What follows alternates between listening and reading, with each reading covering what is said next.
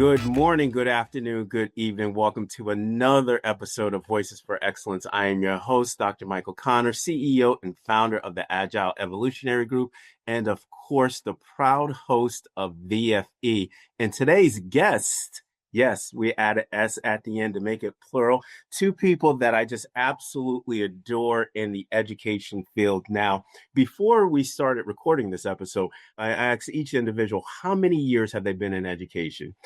Dr. Mark King has been in education for 32 years, and Miss Melinda Cook has been in education for 35 years. So if my mathematics are correct, simple addition, I think my son could be able to figure this out. That is a total of 65 years of impact. Now, to my audience, when you think about 65 years of impact, cumulative impact, we're talking about millions of kids that have been touched by Dr. Mark King and Miss Melinda Cook. Dr. King is currently now the CEO of Arts for Learning, and then also has this book that I absolutely enjoyed, The Middle School Master, just the compelling text that we're actually going to be talking about and unpacking today. And Miss Melinda Cook, who I absolutely love, who I consider my second mom, is the head of assessment strategies at Riverside Insights. And just the depth and breadth of the research, the data, her passion, her resilience for kids, and then also a true disruptor of the education model. I had to bring on my second mom to VFE. And I want to just be able to bring both of these independent experts and their expertise, their technical domains, subject domain expertise, and bring it into this dynamic form. So without further ado, welcome, Dr. King and Miss Cook. How are you today? I'm doing well. I'm happy to be here, Michael. You've been trying to get me on your show for about, I don't know, 3.5, 4 years. So finally here, and yeah, 32 years in education, starting off as a third grade teacher. So it took 3 years, but guess what? You're on VFE. So welcome, Melinda. And Melinda is near and dear to my heart. Everybody knows in the education world that how much I truly appreciate and love Melinda. And Dr. King, welcome. Thank you. Thank you. My pleasure to be here. I did want to make one small correction. I'm the Vice President of Education at Arts for Learning in Maryland, so I'm not the CEO. So don't give me that title. Look, my boss has that one, and she can have it. Trust me. The vice president, excuse me, my fault. I guess I won't speak it into existence, Dr. King. But yes, the vice president. Hey, Dr. King, I remember when I was a chief academic officer, I always said that I would never become a superintendent. And guess what happened? It happened. Okay. Yeah, look, and I hear that all the time. So anytime it comes up, I just go home and ask my wife, and she's always like, no. I'm like, okay, good. I can always tell people the truth. My wife said no. Done. Hey, that's it. The decision has been made.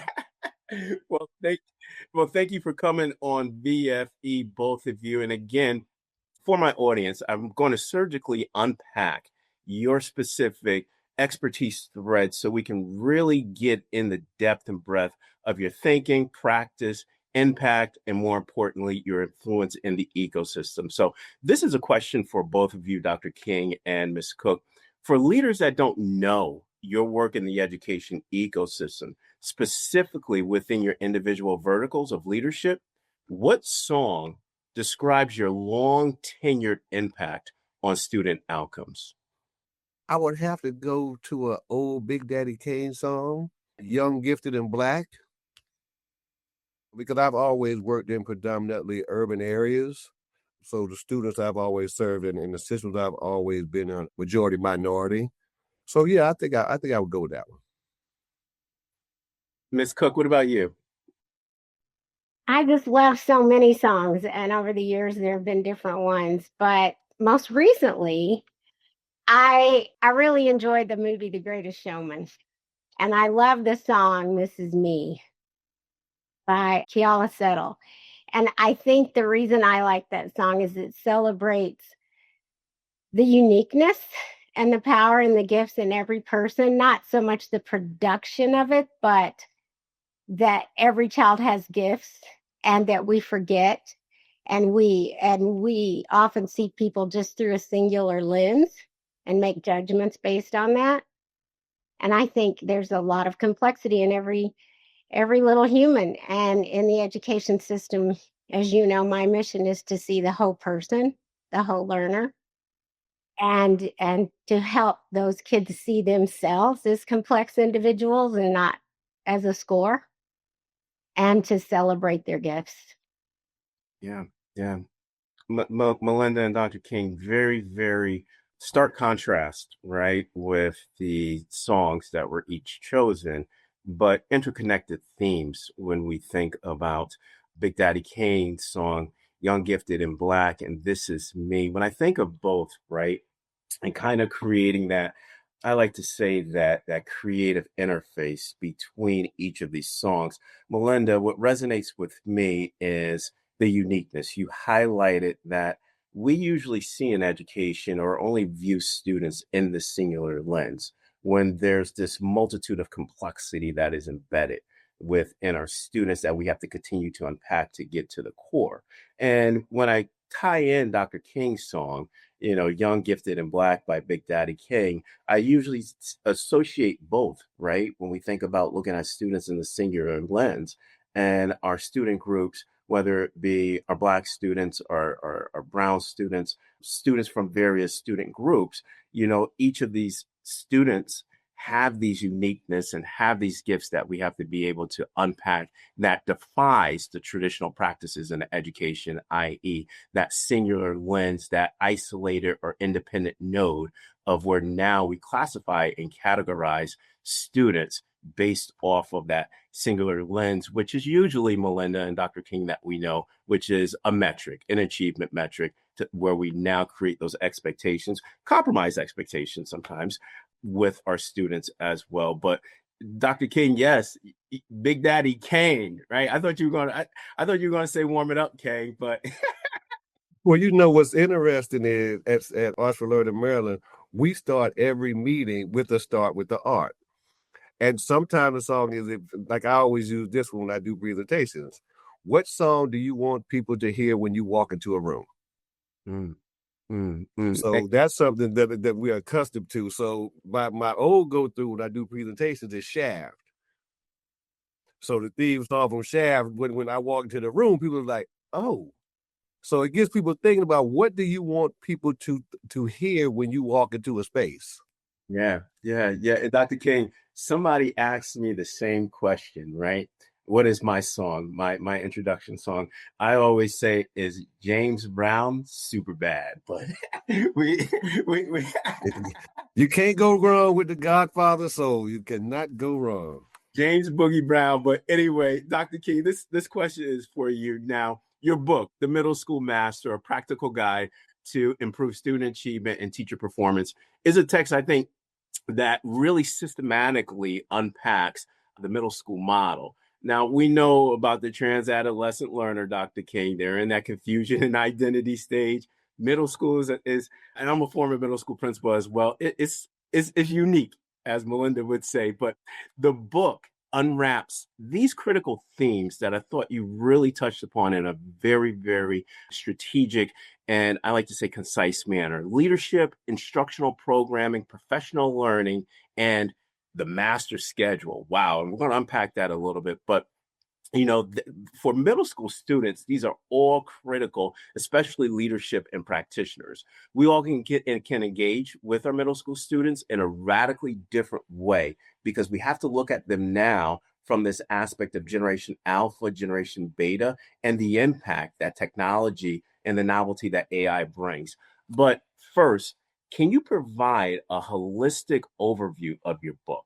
First floor to second floor overview of the book. And then second, using the concepts and strategies from your book, how should site-based leaders and teachers foster this element of success with today's learners, Generation Alpha and Generation Beta? I think what is most important to understand about that those middle ages and those middle grades, those are developmental pathways. So I wanted the adults to kind of understand what they're dealing with coming into a middle school. But I also wanted to make sure that I gave them a roadmap on how to be successful when dealing with children from the ages of 12 to 14, depending on the birthdays. So I wanted to make sure that the leadership understand the role that they play as far as leading middle school teachers through these middle school students, because both of them are in a strange place, because when you're in the middle, it's almost difficult to kind of catch up from where they came from in elementary school while also trying to prepare them for high school. So I wanted to make sure that I touched on the leadership aspect as well as that master schedule, because if you get that master schedule right, that can make your life a lot easier. And let me be clear, I hate the master schedule. I mean, I was a master scheduler for 6 years, and I hate it because it is very difficult to do and to do right. So it literally takes those summer months to get that master schedule right. But once you get it right, now you have set up the teachers and the children to be successful in the middle school. For example, when we're talking about research-based strategies such as collaborative planning and co-teaching. So those are things that I built into the master schedule, as was taught to me at Hinesville Middle School by Gail Golden, in order to give teachers the opportunity not only to collaboratively plan together, but when you're co-teaching, another evidence and research-based strategy as far as your special education population is concerned. Now what you're doing is you're using research and evidence to improve student performance as well as teacher performance. So that master schedule is the critical part of it. And when you're talking about putting people in a position to be successful, what we were able to do in middle school was create a master schedule that was based on an 8A B-Day, which means technically you have to schedule every child twice. So there's an 8A schedule where there's a departmental planning, and then there's a B-Day schedule where there's a team planning. So these are other opportunities for that collaborative planning piece and for the professional development for the adults, while also giving students the opportunity to experience additional extracurricular classes such as Spanish, French, you have your visual arts, your performing arts, because those are things that are critical, as I said earlier, to the developmental pathways of children. You give them the opportunity to experience the arts, to experience extracurricular activities, because everybody is different. As Melinda was saying, the uniqueness in them. So everybody learns in a different way. And if you give children the opportunity to demonstrate mastery of a standard in a different way, now you have another evidence and research-based strategy of differentiation on top of your collaborative planning and on top of your co-teaching.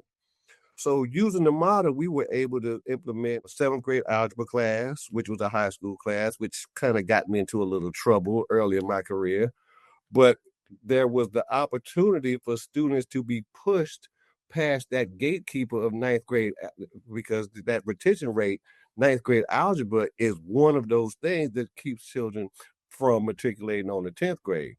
So we were able to implement that, which also meant you got to have an 8th grade geometry class. So now we're sending children to high school who have already had the opportunity and have achieved high school credits, because we had a 99% pass rate on the high school assessments, and the one child who didn't pass moved mid-year. So there was a lot of attention placed into that master schedule to create the situation for the adults to excel, which creates the situation for the children to excel, which also gives them the opportunity to experience extracurricular classes to where they excel in those as well. So that's kind of an overview of what the book is about, because like I said, I wanted people to understand what is possible in middle school, but I also wanted to give them the plan on how to do it. Because it's easy to say, oh, just do this. Well, it's a little more difficult than that. So that's why I decided to write the book, to give a step-by-step guide for those who work in middle schools to use in order to implement and put systems in place which children can be successful, and adults. Yeah, yeah. And Dr. King, I had a chance to read it. It was great, well-written book, a lot of great concepts and strategies to be able to employ. And within your answer, with this resonating theme, right? I always used to say within the middle school model, right? Or how the education structure construct is designed. is always designed as learning is the variable and time was always a constant. But you strategically found a way via the master schedule where time became the variable and learning was the constant. Now, taking it just from that independent node of time as the variable, i.e., through collaborative planning, through co teaching, creating new academic and developmental pathways, exploring the arts. Dr. King, access and opportunity, right? Those are some of the critical themes that I'm hearing. Can you just, this is a sub question, can you just elaborate on when you create, when time becomes the variable, the residual is that it creates more access and opportunity for students, specifically at the middle school level. Can you just kind of expand on that, the type of impact that can happen through this evidence-based practice?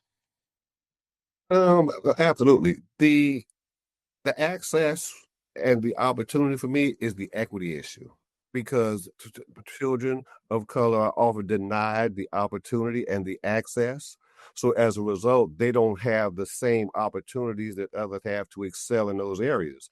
You were talking about Generation Alpha and Generation Beta. Well, now their access is constant. So as adults, we are going to have to adapt to them is because they're using AI and we have adults who have no idea what AI is.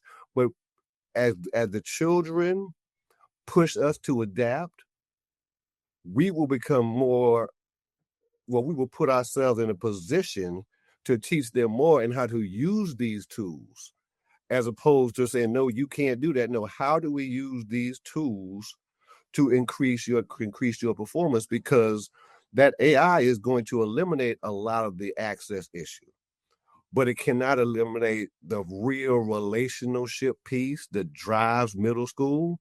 So while utilizing AI, you also have to be smart to understand that it's still a relationship-based business. It's still a relation. And it is business. This is relational business. Because when you're talking to somebody that's 12 years old today, tomorrow they might be 21 and they're still in seventh grade. So the relational piece is as important as the access and the opportunity, because those things are the equity issues for me that must be eliminated. Children should have the opportunity to experience every art form that a school system offers. So there's no reason why one zip code should not have vocal music and another zip code does not. So that's the equity issue for me, the access and opportunity. And that's what this was all about, creating space and organizations where children have the opportunity to be successful. Absolutely. Relationships is so key. You gave a really simplified answer describing Maslow's work, psychological needs. So now, Miss Cook, yay! Back to you, Miss Cook. I love this going back and forth, speaking to two experts at once. I'm always have my pen writing. Now, Melinda, the head of assessment strategies for Riverside Insights, you immerse yourself with a myriad of different research, myriad of different data. You see a myriad of different models. But one thing that I always hear you state, Melinda, is the integration and strategic implementation of multiple measures. It kind of goes back to the outset of your statement that students usually are judged by a singular lens without really going in depth to the core of the complexity.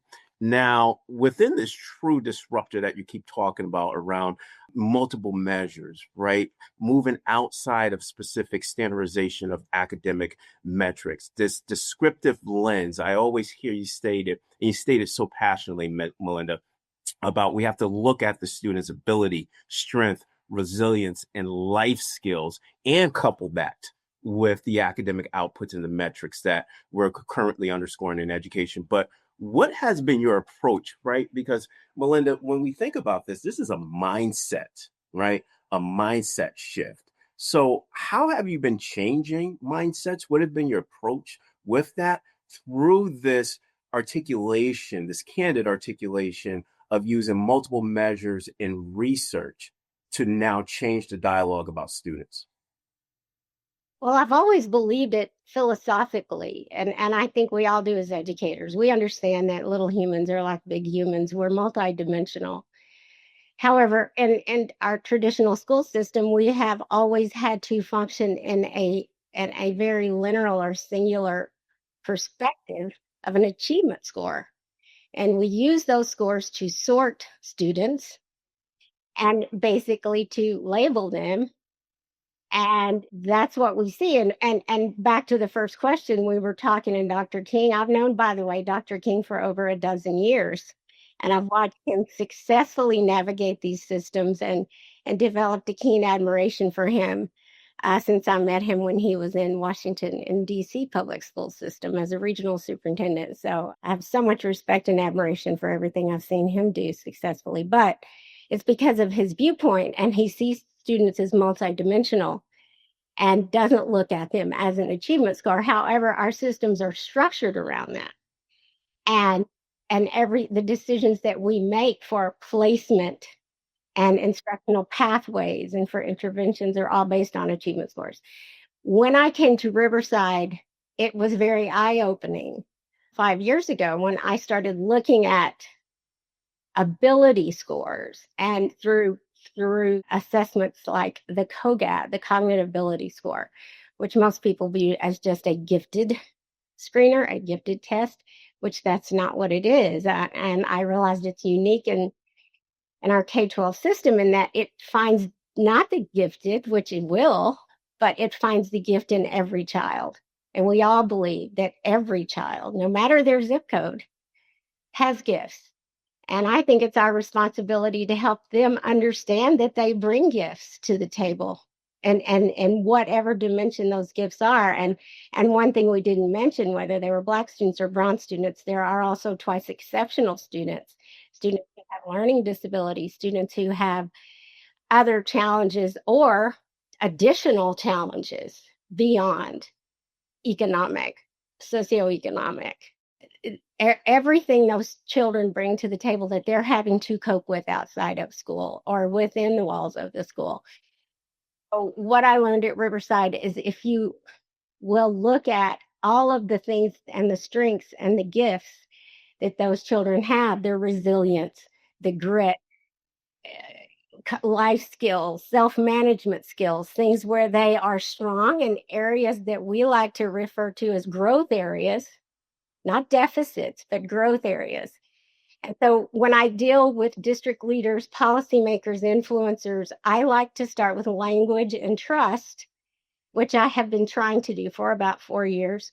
And more recently, working with the brilliant minds and partners that we have in education and the actual researchers and psychometricians, the data. We finally have that strong data that shows that there can be huge disparities between an achievement score and what a student may know today or be able to articulate in a test score can be very different than what their potential is, where their gifts are, what their capacities could be in the right instructional environment, such as what Dr. King is trying to do, and show them how they can think differently, express their talents and skills uniquely, be inspired to do better and to see themselves through a different lens. And so that's what I'm trying to instill through data. Data is the king, but also through language and trust, and help shift that paradigm, help shift that mindset.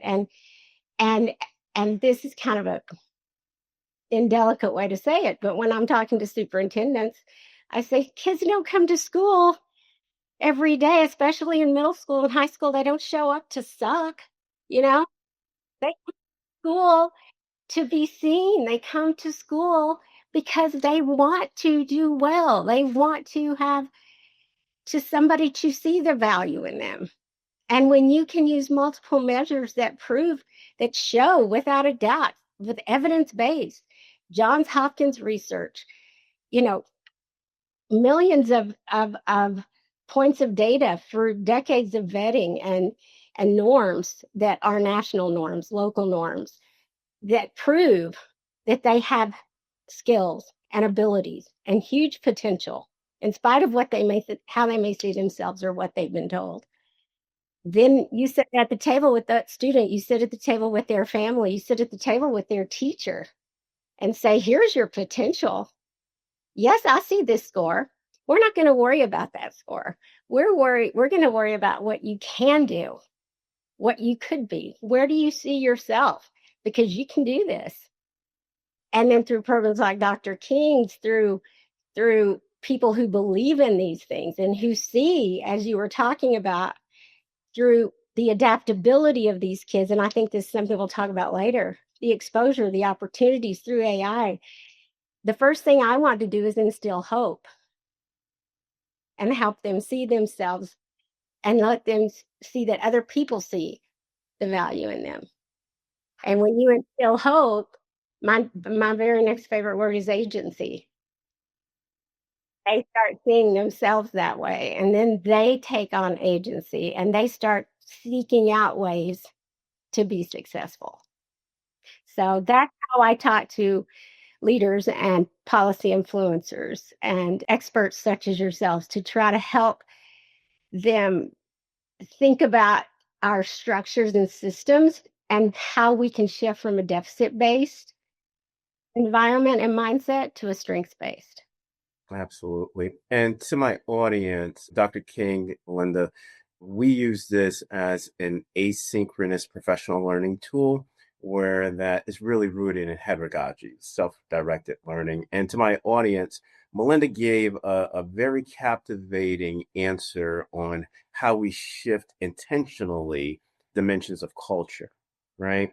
And one of the resonating themes I kept hearing is that we're moving away from this deficit language, this deficit mindset to asset strength-based mindset. Melinda, it was so compelling. One of the quotes that you just stated, and I think that we need to underscore this, really concretize it in education, which is we are not going to worry about your score.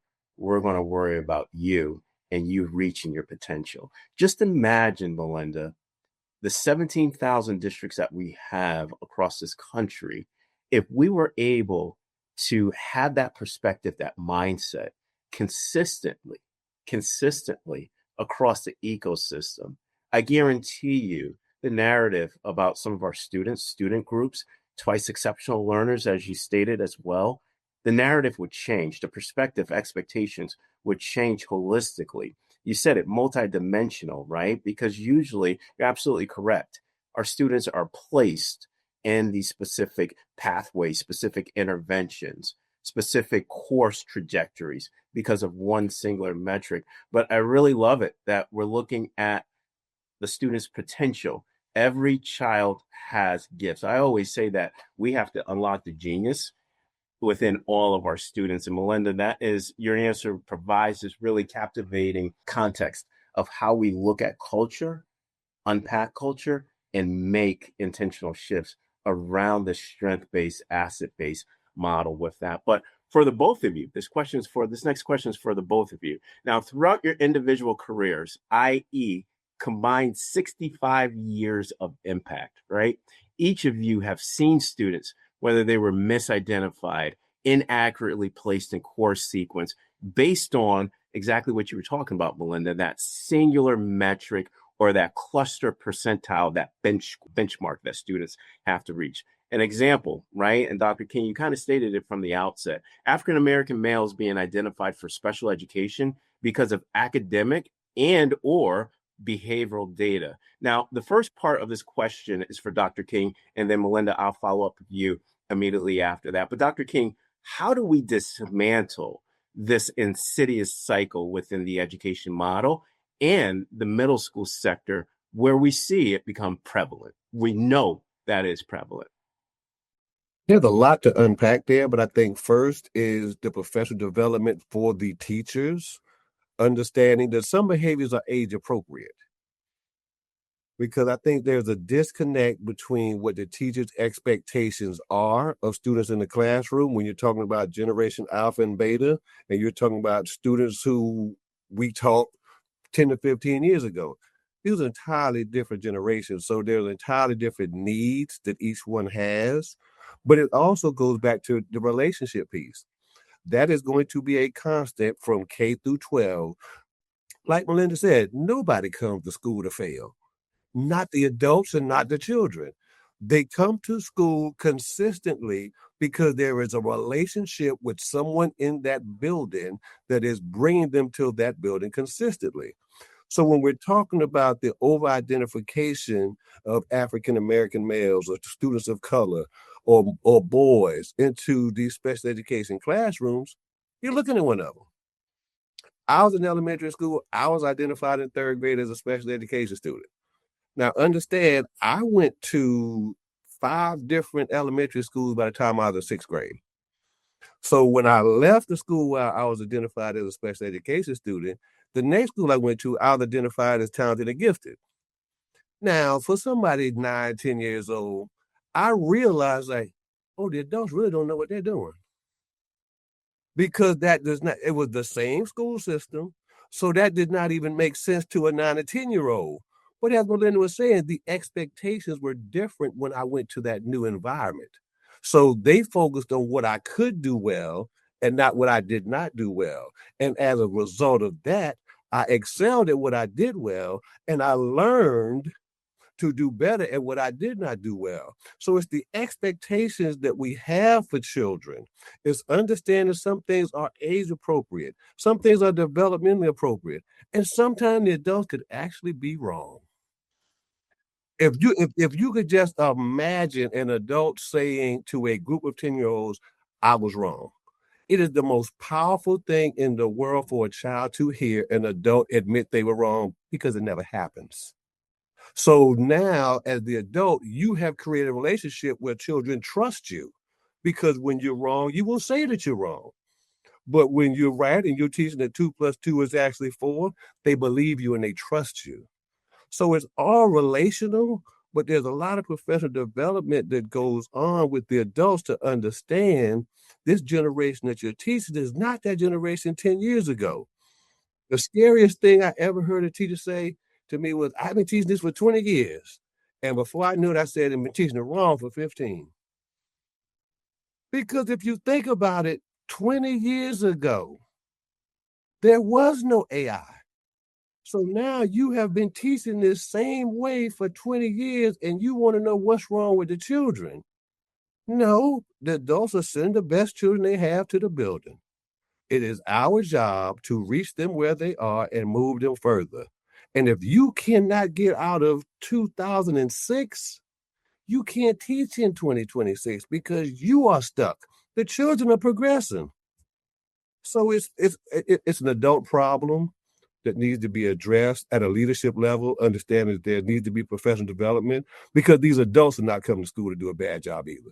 They need help in understanding this generation and how this generation learns and functions and what works best for them. But they also need to understand it's going to go back to relationships. It's all going to go back to relationships. Absolutely.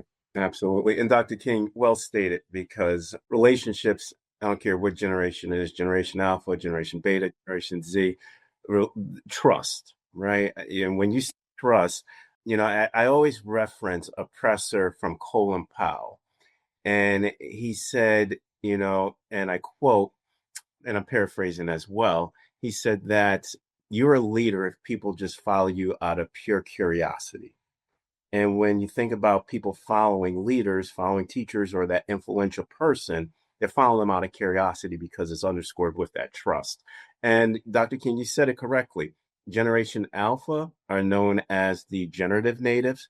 Generation Beta, known as the quantum natives. So when we have quantum and generative natives in front of us, the old fossilized practices are going to create that tension, specifically when we're talking about 12 to 14-year-old Generation Alpha students. Absolutely. Ms. Cook, from a return on investment perspective, right? An ROI perspective, I hear you talk about this all the time.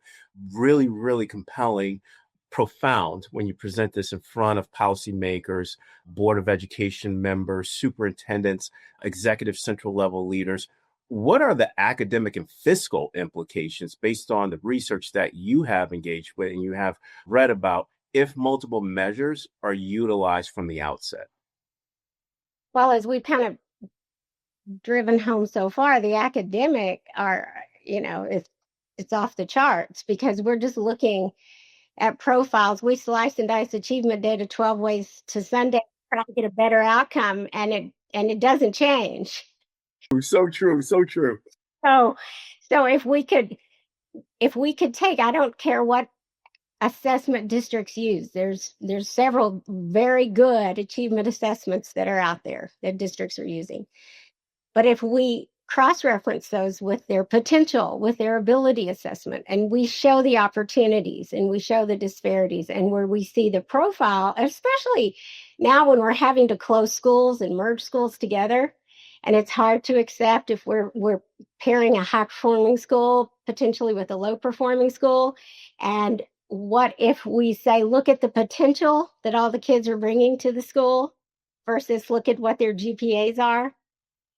And we start saying, if we put the best educators with all this potential, look at how we're going to lift up our entire community.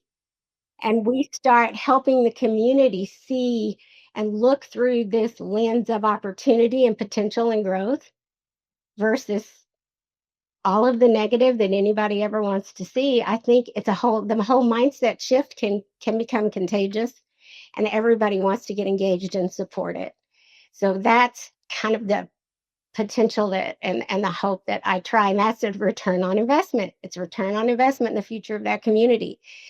Academically, for the student, potentially it changes the whole trajectory of their life for a score that's on a test that costs under $20. It's not like it's this significant thing. And it's one score. Maybe they take that test 2 times and there are 3 times or 4 in their entire K-12 education. It's not turning anything upside down. It's something that changes the trajectory of their entire lives and potentially of the culture of that school and district, and it lifts up the whole community. And so that's a return on investment. If you look at financially, it improves attendance, as Dr. King was saying. It helps teachers become more engaged, students become more engaged. They want to come to school.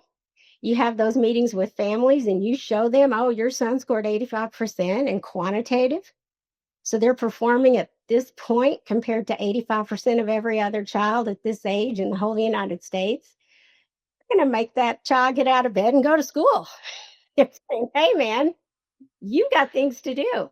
Here's the careers that you could, pursue with that kind of talent. And it reduces behavior girls because kids become more engaged. There's fiscal. And especially if you don't misidentify those students for special education, it's 2 and 3x the cost. Put a student on a special ed track versus keeping them in gen ed. Even you're not saving it, you're repurposing those dollars to support those students on instructional paths that are more appropriate.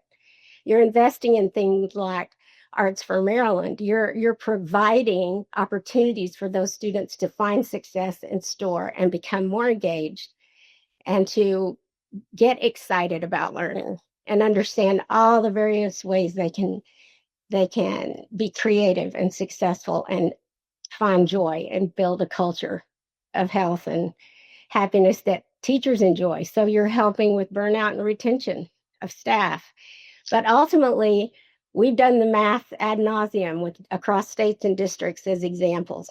And just to mitigate 5%, let's say, of over-identification in a large urban district could save that district $10 to $12 million a year that they can repurpose into more effective and impactful instructional resources, to more helping educators, engaging and providing resources and systems that better support their teachers. It's just across the board. It lifts everything up. So that's my ROI. Yeah, Melinda, great. Thank you for that, Dr. King. Thank you for that, because looking at this as an interdependent answer, uh, Melinda, you hit upon a point that I think is critical. It's essential.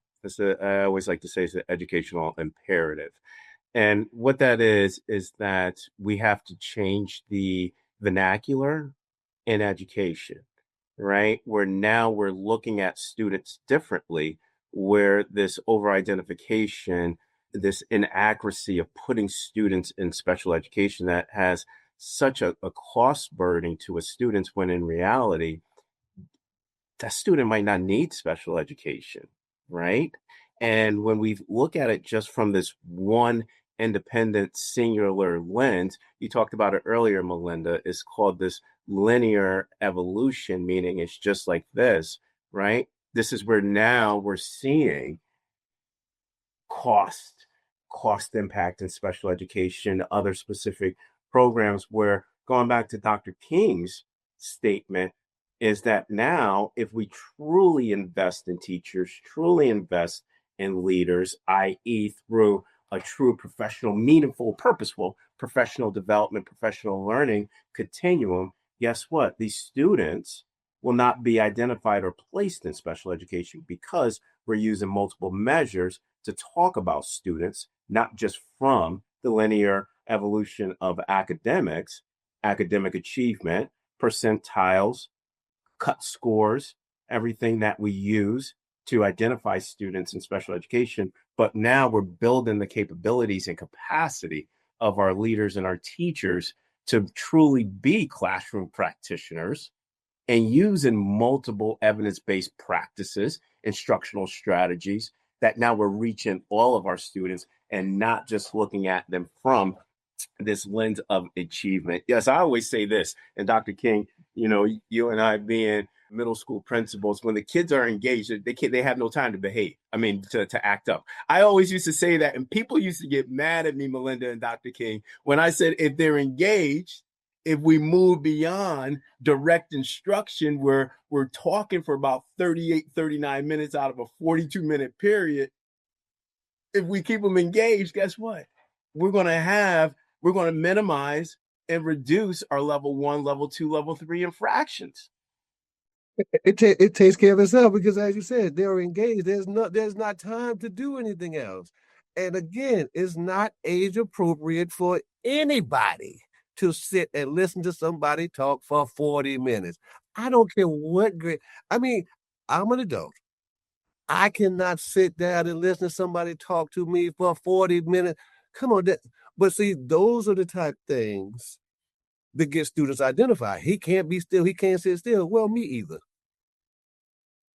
I'm 57. Now you're gonna label me as special education too, because, but like you said, it's the engagement piece, and that's what's so special about Arts for Learning Maryland. Why I came on board, it gives me the opportunity to take research and evidence-based strategies, co-teaching, collaborative planning, add differentiation and engagement on top of those with arts integration.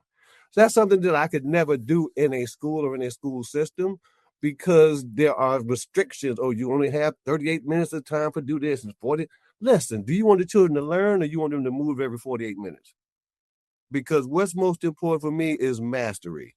And if students are engaged, you differentiate instruction, you add research and evidence-based strategies. And that's why the data that we get in our after-school program and summer program blows everybody else out of the water. Because like you said, it's engaging. They want to be there.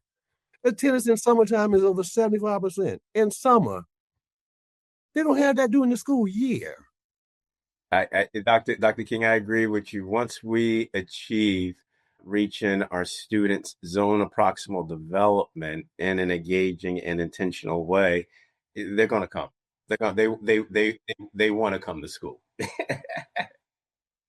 So now I want to, and I want to focus on professional development, professional learning plans, right? Because I think that this is really the core, right? The core of any system, any new structure, any new tenant within the operating model. Specifically, when we talk about engagement and agency, and now artificial intelligence being embedded within the model in itself. Ms. Cook, this is for you.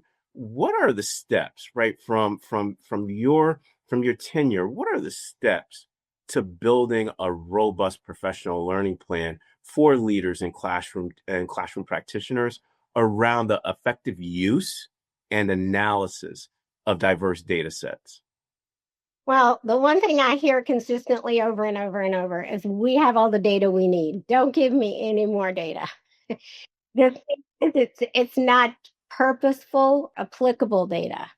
So Mm-hmm. I think the first thing our responsibility is when we provide teachers with data, it has to be purposeful and meaningful and presented in such a way that it's actionable, that we provide them opportunities to get into their PLCs, and that data is easy to understand. It is tied to strategies, it is tied to resources, and that they have guidance and support and opportunities to build out plans and solutions and instructional paths for each student, especially with AI, and help those students help themselves. I'm a strong believer in agency and help students understand how to take some ownership, help teachers empower their classes on how to be independent thinkers and independent learners and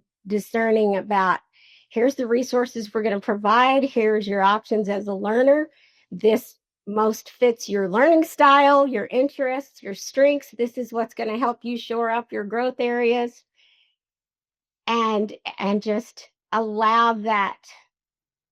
I think allowing more flexibility for educators and for learners to find the path that's going to keep them engaged and and to help themselves the best. And teachers, in my mind, of the future are going to be very imperative and critical to the learning process. They're never going to not be necessary, but I think they're mentors and guides and coaches and inspirers young learners. I just hope that the people who are making these decisions understand that just getting the data is step one. It's got to be a systemic, top down, sustainable system that is bigger than my little brain can, I can't solve for that. I just hope that someone such as the two of you could figure that out and put it into a system that the regular classroom teacher can use in a time manageable way that is adaptive and engaging and meets, well, with today's learners that are not going to sit still. They're connected and they're complex. And to keep them engaged, it has to be relative and it has to be fast paced and it has to be something that is aligned with their strengths. And I think a strengths based future, it has to be our future because nobody's going to sit there and listen to a 40-minute lecture anymore. You're absolutely right, Melinda. And Melinda, that is so true, right? Continuous inquiry. And I think we need more of that in education where we're continuously testing, scaling, looking at this strength-based model and finding strategic ways to interface those specific elements into the existing model and how we now change mindsets and practices. Purposeful, meaningful, and actionable, Dr. King. Now, in Melinda's sentiments, especially around those three critical themes that we have to make it purposeful, meaningful, and actionable, right?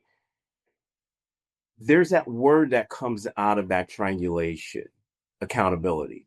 A lot of people get scared of that word, accountability in education. But when I think of accountability specifically now, how do we now take the purposeful, meaningful, and actionable content and strategies and putting it or realizing this into our classrooms so that now we have the output is student impact, right? From the strength-based lens, but creating accountability with leaders and teachers that professional development, the content moves beyond this great or the great discussions that we have, right? How do we realize this in our classrooms so that there is a level of accountability for student outcomes? I think Melinda has said a lot of things that are on point. When she said about don't show me no more data, no more data, no more data, the first thing went through my mind was people ask for more data when they don't know what to do with the data that they have. So I said, oh, I just need one more piece, and if I had this, it would be no. And it goes back to it being purposeful. Slicing it up in 12 different Oh pieces. yeah. Oh, I just need one more data point. No, you don't.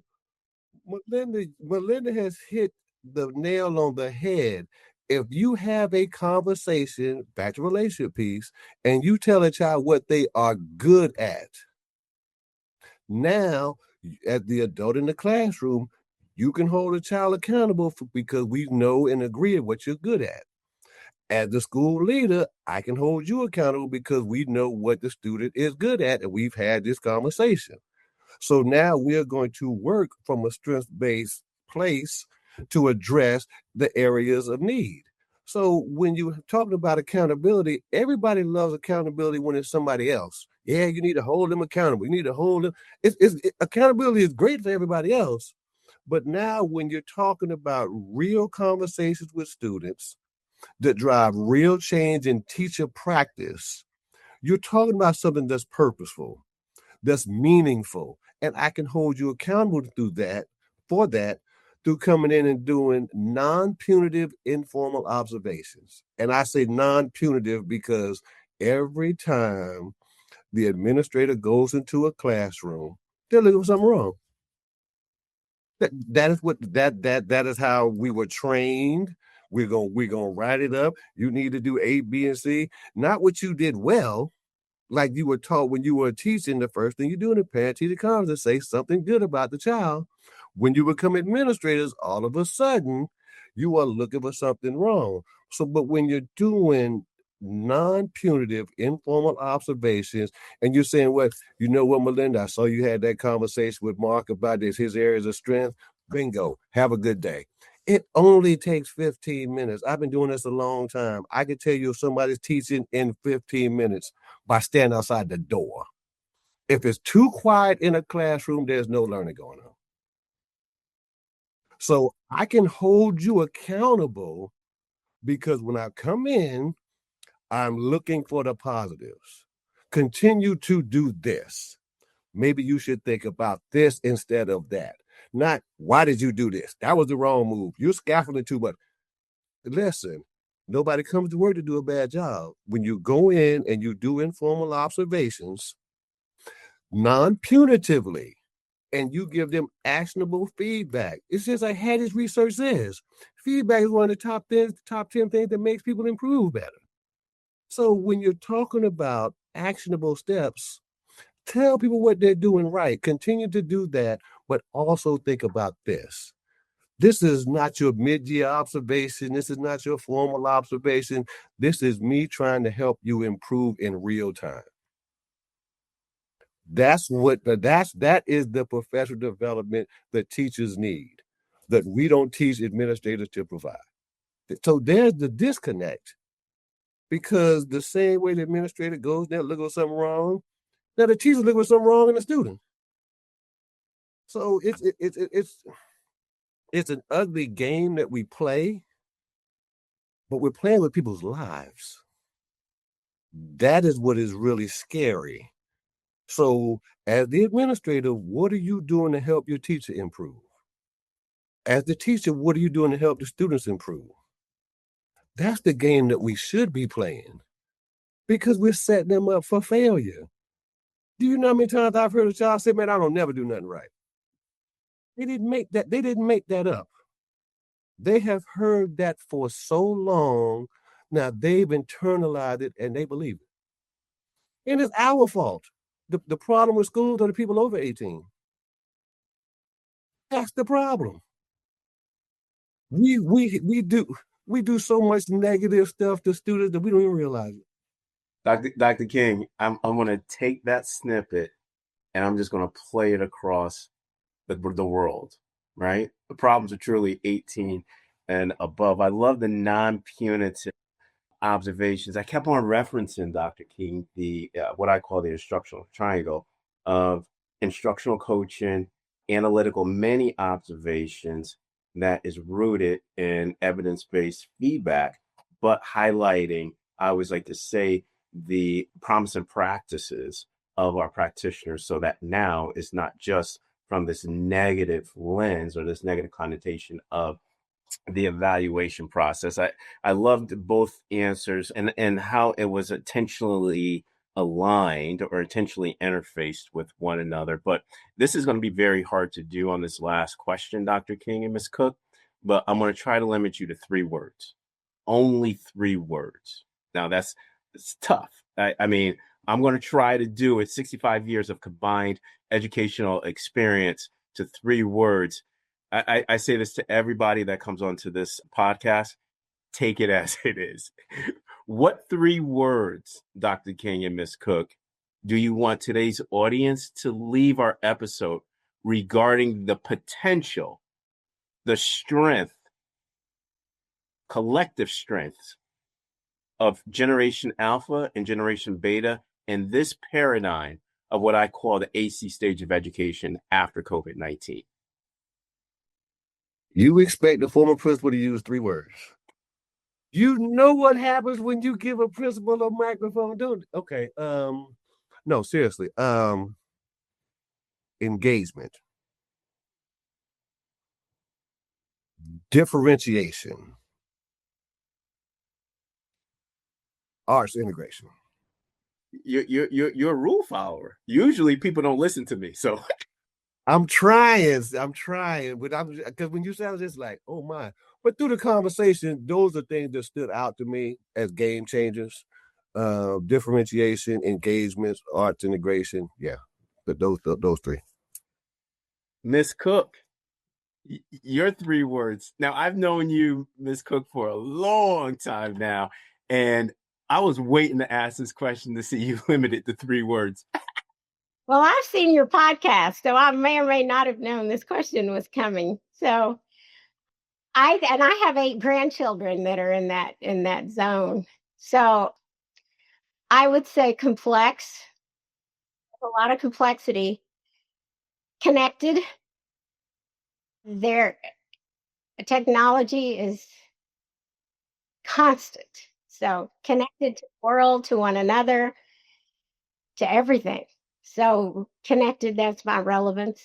And then adaptive and adaptability. We have to be evolving all the time. So complex, connected, and adaptive is how I describe it. Absolutely. And as adults, we have to be the same way if we're going to keep up. That was one of the first things Dr. King said when he started talking today. And I was like, well, I think we're on the same page. We have been for over 15 years, Melinda. For over 15 Yes, we have, sir. And I'm so happy to be on this show with you and Michael, two of my favorite people. So, Oh, Melinda, I love you to death. And to my audience, we got a 2-for-1. We got 6 instead of 3. Dr. King, engagement, differentiation, arts integration, and Miss Cook, complex, connected, and adaptive. Dr. King, Miss Cook, thank you for coming on VFE. And I know that today resonated with many, many, many people that will be watching this podcast episode. But Melinda, Dr. King, if anybody wanted to get in contact with you, Miss Cook first, what is your email? How would they be able to contact you to further expand on the ideas and strategies that you talked about?